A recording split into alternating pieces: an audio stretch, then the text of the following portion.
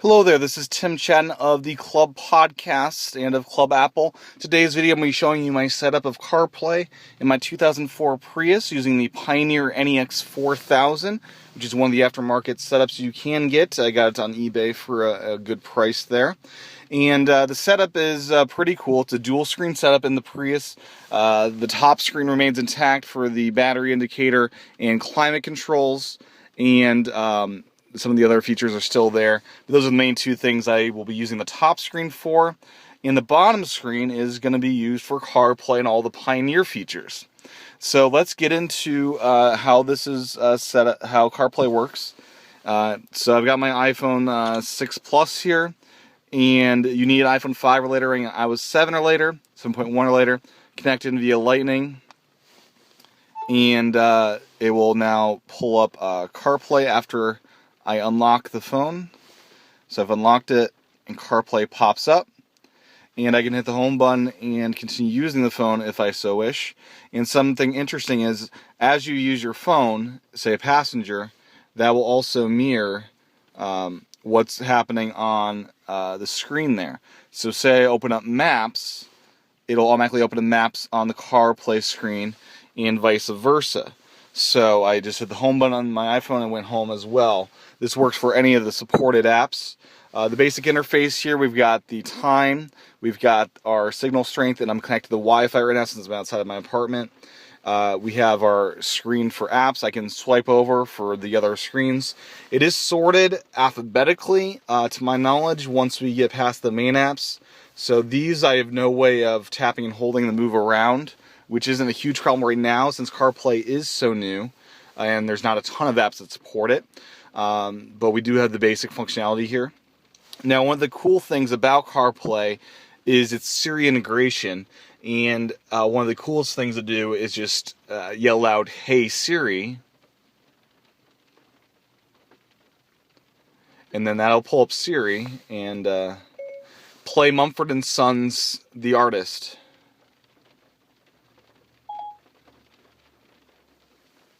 Playing Mumford & Sons Shuffled. So you're able to do that command anywhere in your interface, and you can do that to get directions and all the other things you're used to for using Siri, including messages and all the other functions there. The now playing screen will show what's playing. You're able to quickly turn repeat on or off, so you can repeat song, repeat all. You can turn shuffle on, shuffle off, and you can even create a Genius playlist or new station from that artist, which is a really cool thing. Now, say you want to play music or audio from a non-supported CarPlay app, such as Overcast. So I've got Overcast here, which is my podcast app of choice. And if I open that, I've got an IGN podcast playing. Now, if I hit play, that will play through my car interface. And there's no app for it, but the now playing screen will reflect that podcast. So this is useful, very useful, if you have third-party apps that aren't supported yet, but still want an interface for. And this is, you start your trip, you have something you want to play outside the main core apps. You're able to do that quite easily. And through my built-in steering wheel controls on the Prius, it has been wired in, so I can actually increase the volume there. And that is all done through the steering wheel on the Prius, which is pretty cool. There's even the...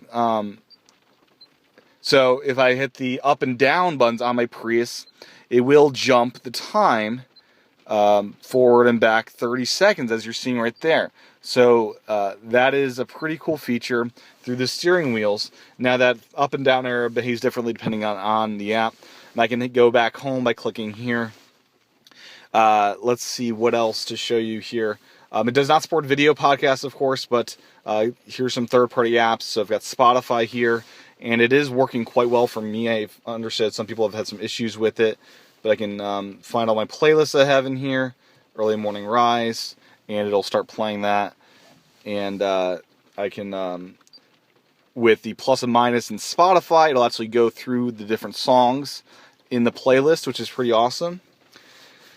I can go over here and let's go... I can say, let's go to a new destination. Let's search. Where would you like to go? Walgreens. So it pulls up all the Walgreens there. I can click one of those, and it gives me the map there. I can choose different routes depending on how I want to go. I can also have bookmarks there. So you have your favorites that are pulling in from your iPhone. I can also click the keyboard here, and I can actually type stuff in. So I can type in, food, or it's going to pull an address, people's names as well. So I pulled in food, it pulled up some food places. So the keyboard does work within maps. You're able to hit plus to zoom in. I can click this to kind of center myself here, and I can click that to get to where I'm at. And so that's kind of the maps interface, pretty nice. Messages, it'll load up messages here, and it'll ask you who do you want to send it to. To whom shall I send this? And I'm not going to actually do that, but you can see the different messages there. I'm not going to go through that, just to add the privacy information for people that are on my phone. If I hit music here, it's a really nice interface for music. So I'm able to go through the radio stations I've got on here. Hit the John Coltrane Quartet radio. It'll pull up Elvin Jones here and add to your wish list. I've got different playlists. I've got my local music, shuffle music, all that kind of stuff. Albums, pretty nice here. If I'm looking for a certain album, I can click here, and it'll pull up the alphabet. So I can say, I'm looking for My Favorite Things by John Coltrane.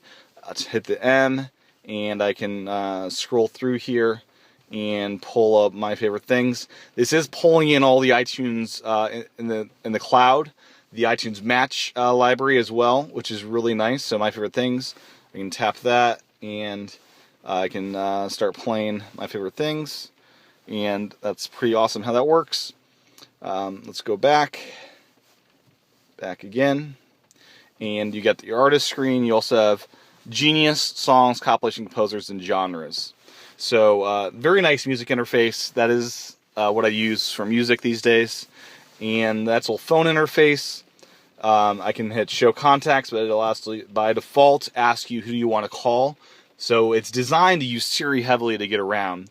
The one downfall with this is the Siri volume is quite low, and there's no way in this Pioneer to make it louder. So hopefully a firmware update will actually allow you to make Siri talk a little bit louder. It's not a huge issue, but it can be if you're in a loud road with it reading back your text messages. That could be problematic. I can pull up voicemail. I can pull up recents, contacts, favorites, all that good stuff, which is pretty awesome. And then the Pioneer NEX app will just take me to the main Pioneer interface. You can see John Coltrane's playing there. You're able to load up the Pandora app through this interface, and there's all sorts of different things the Pioneer can do. Back in the CarPlay, here's the iHeartRadio interface here. Once again, as I'm doing this, the iPhone is constantly updating what that's doing in the background. So I can pull up, say, K-Love, and I've got that going to start to play the K-Love radio station there. It's not immediate, but there we go. It's now playing. If I click this, I can thumbs up or thumbs down it, which is pretty cool. And that's iHeartRadio. Now, podcast app, it'll pull up the podcast app. I can go to My Stations and go to the most recent there. And I've got some different podcasts that are pulling in there. As I said, my main podcast client is not the podcast app, so it does not work with video podcasts at this time. So now I've got the Audio app, and Audio is now loading. And once the Audio app loads, it does appear there. So it appears the load time on these third-party apps is dependent upon how long does it take the actual phone to load. So I can go to Tim FN, and then it'll, as it loads in the app, it's going to load in it there. So it is very dependent on how it's doing on the phone. So that's the Audio app. You got your stations, keep listening, favorites, and you're able to browse. And it is, I've heard reports of these third-party apps not being the best, but I'm actually having really good experiences with these third-party apps. So let's go and show you Spotify now, and then there's Stitcher. And these are all the apps I know of. There may be others out there. But, so here's Spotify. I can go to the top list, top tracks in the United States. And there we go. Black Widow is now playing, one of the top tracks in the United States. And now Stitcher is an app that I may be using a little bit more now. It's a good podcasting app.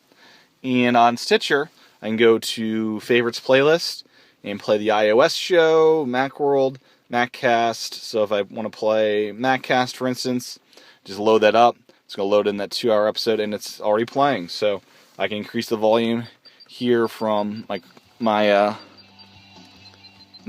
steering wheel controls, and there you go. It's really, really awesome how this all works. So let me hit the home button to get back home, and these are all the apps. This is kind of what it does. Now, if I get a phone call, it'll come in here. I can answer it, hands-free, and all that good stuff. But this is CarPlay. It's really, really slick. It works really well, and I'm really overall impressed with it. Now, there is a purple bar occasionally that'll show up on your iPhone when you're using it. I'm not sure when this shows up or what the situation is, but if I unplug my iPhone, it'll automatically go back on the Pioneer to its default thing there, and it'll, I guess, do whatever you need to do there. So this is CarPlay in the 2004 Prius using the Pioneer NEX 4000. Requires the firmware update that just came out. But it's really, really awesome, and I hope more cars get it and more people are able to use this really awesome feature. And most importantly, I hope Apple adds more apps. I would love to see the TomTom app added to this. But overall, really solid and really happy with the setup. Hope this has helped. Please leave any questions you have in the comments. Thanks for watching. Bye-bye.